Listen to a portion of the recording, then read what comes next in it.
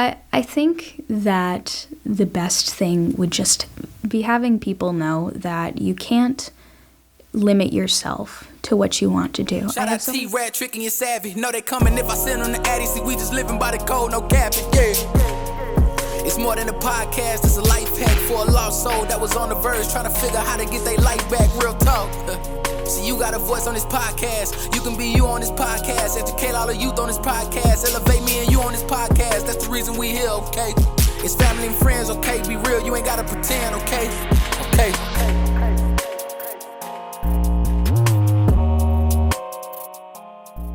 Alrighty then. And just like that, we're back in another very special episode of Line for Line podcast. We have a very special young lady in the building. Before I let her introduce herself, I'll say hit the like button, hit the subscribe button, leave an interactive comment for me and my guests, and we'll let her introduce herself to the world.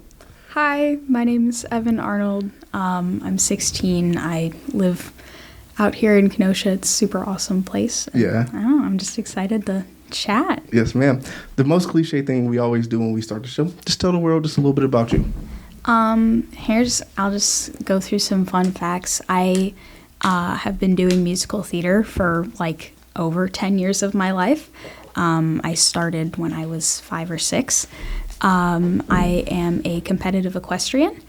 And I'm a musician. I am a choral singer, and I play the French horn and a couple other instruments that I'm trying to learn how to play. Now, for those people at home who may not know the big words that you are using, just help us understand what an equestrian is, ma'am. I actually ride horses. I've been doing it for almost 7 years. Wow. Yeah, so it's pretty cool. Now, out of the amazing things that you do, which one would you say that you started first? Just take us through that journey. I started theater pretty early on. I was 5 or 6. I actually started through a program that we have in Kenosha called KaiPAC. It's an incredible program, and I worked with them all the way through 8th grade, and my last show was sadly canceled due to COVID. Oh, no. But yeah, that program really helped me come out of my shell and fall in love with a lot of the things that I've continued to do throughout my life. Mm-hmm. The first show I did, I believe, was Little Mermaid. That was 2012, I think.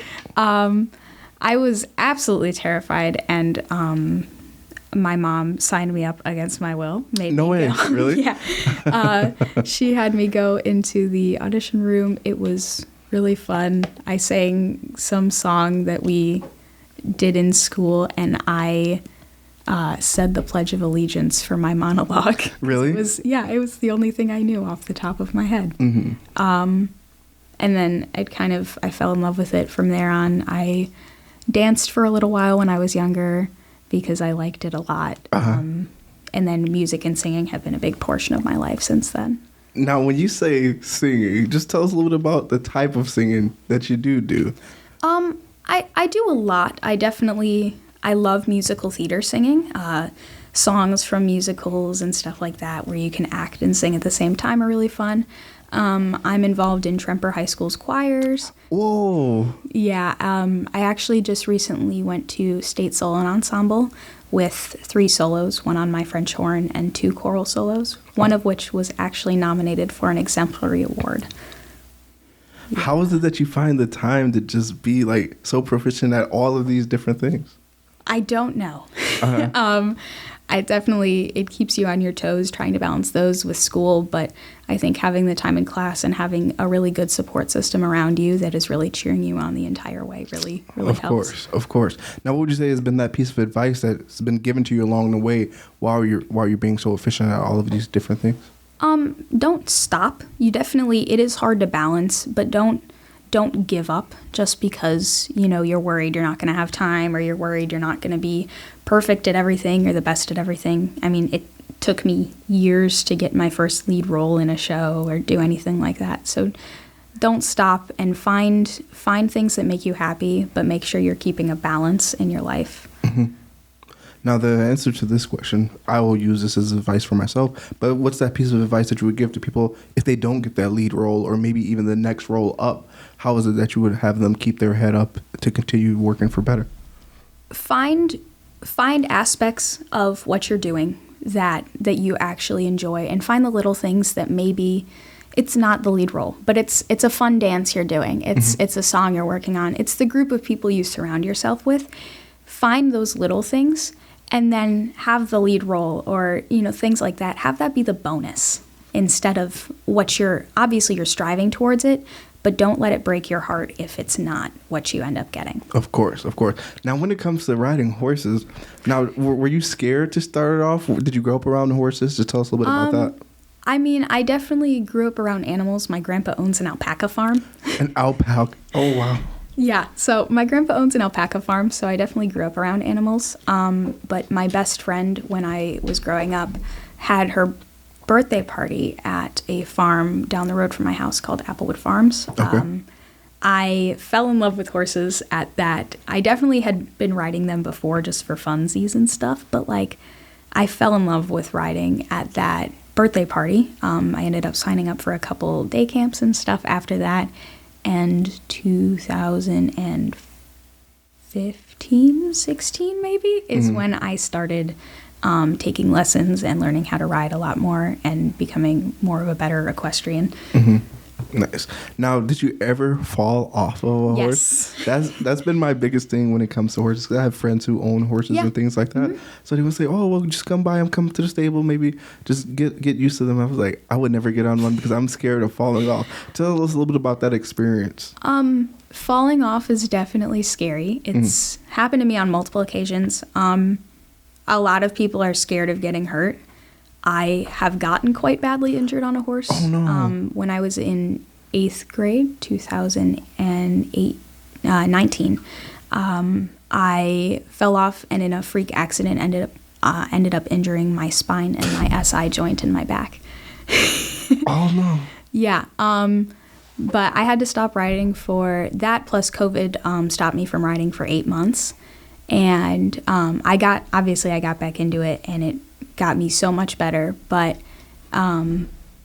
it was not fun to fall off, and it never is, but definitely the perseverance of continuing to be involved in the barn even when I couldn't be there and couldn't be on a horse. Yeah. Wow. That's scary. Oh, yeah. What were some things that you were telling yourself when you were excited to get back into it, even though you had a freak accident while doing it? I think I was constantly reminding myself, how much I missed it when I couldn't get on a horse and I couldn't feel that. It's a very free feeling when you're, just making a connection with this animal. It's really awesome. And I was just trying to remind myself that I am constantly missing that feeling and that I really want to go back to my happy place, because I definitely thought that the barn was my happy place.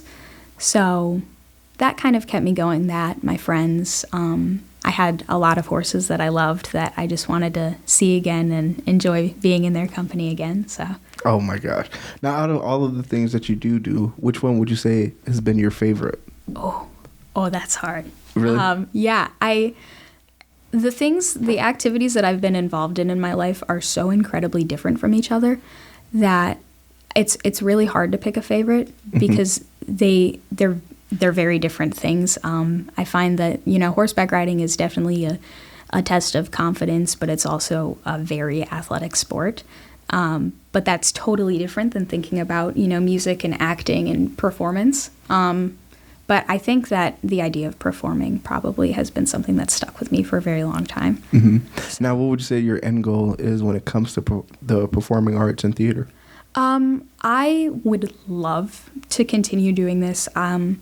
I don't always know if I'll go into it professionally, but I know that if I go to college, I really want to minor in music because the instruments that I play and my singing could probably get me some pretty good scholarships. And I would really enjoy doing it and potentially teaching other people how to enjoy the gift of music and performance as much as I have. Yes, ma'am. My serious question to you is, once you make it all big and famous and you're directing movies and TV shows and magazines, do you think you can have a little bit of room for me to do something that? I don't know. Yeah, definitely. But as we get ready to wrap up this amazing episode, young lady, what would you say the mark you would like to leave behind when it comes to everything that you do, whether it's being an equestrian, whether it's performing, singing, whatever the case may be? I think that the best thing would just be having people know that you can't limit yourself to what you want to do. I have so many people that I know who are so busy in their life with doing theater that they don't have time to go enjoy doing other things, or they're so focused on being perfect as they can with their instrument that they don't go do other things, or they're at the barn so much that they can't, branch out and try more things. And I think that it's really important for people to understand that the more you let yourself do, the more joy you'll find, the more friends you'll make, the more connections you'll have. And it's a learning and growth experience that everyone needs to have. Yes, ma'am. Is there anyone out there that you'd like to give a shout out to? Just say hello. Maybe they helped you along the way, whatever the case may be. All of my theater directors, choral directors, music teachers throughout the year have been absolutely incredible in pushing me and helping me become who I am today. And probably my horseback riding instructor, Sammy Lancia, and Applewood Farms, they've really, really helped me continue and become a more confident and stronger person. Mm-hmm. Yeah. Well, ladies and gentlemen, we just wrapped up an amazing episode of Line for Line. We greatly appreciate you for having some time for us, young lady. Thank you. Thank you. You calling or you listening, tune in every week. Line for line. Oh yeah, I'm going line for line.